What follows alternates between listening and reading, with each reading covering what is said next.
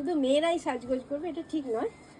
আচ্ছা, এটা আমি বলে দিই, এটা একদম পিওর কটনের উপরে বাটিক করা, তার উপরে কাঁথা স্টিচ। এটা আমাদের একদম কি বলবো, সব সময় চলে, এমন নয় যে জামাই ষষ্ঠীর জন্য স্পেশালি।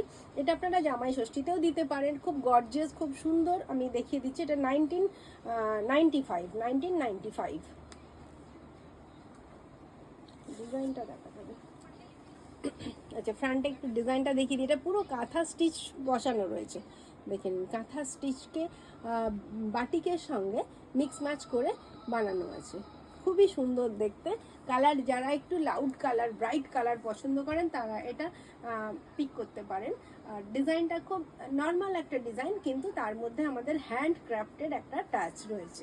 তো এরকম সুন্দর সিম্পল কলারেও ডিজাইনটা একটু দেখিয়ে দিই।